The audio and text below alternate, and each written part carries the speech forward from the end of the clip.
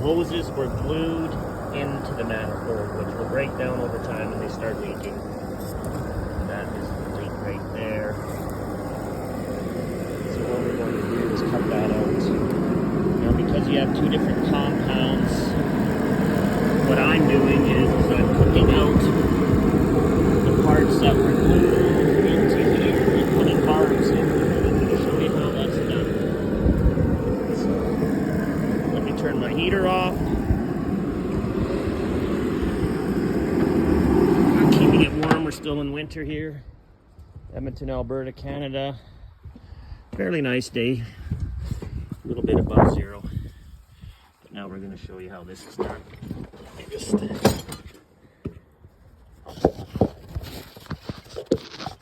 camera up here. I'm a one-man show, so okay.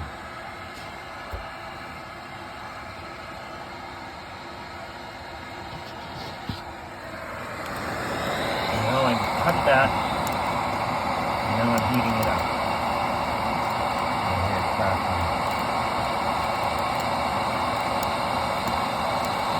Something I learned a long time ago. And we'll just keep doing that.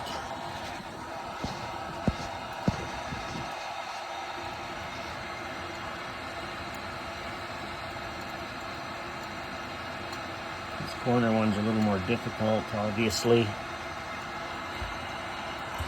And I will test it.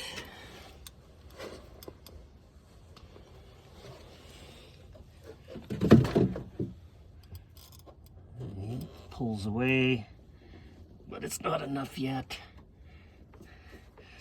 Well, maybe it is. I'm gonna give it a little bit more though. You gotta be able to peel it away. And go on the bottom here.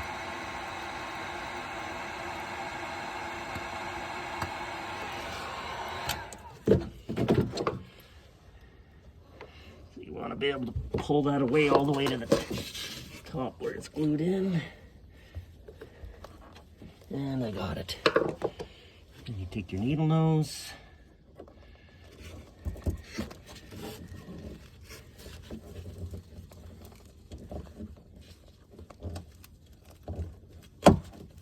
Here's the crack.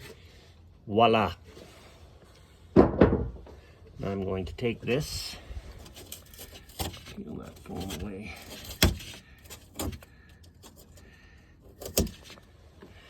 That fit. Did I mention that I got 34 years of this?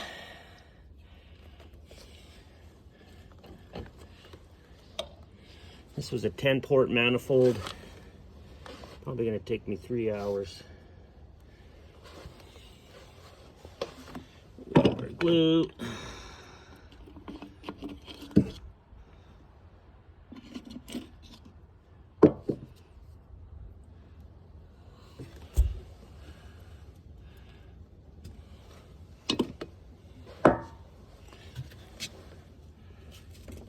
Bang. Same compound.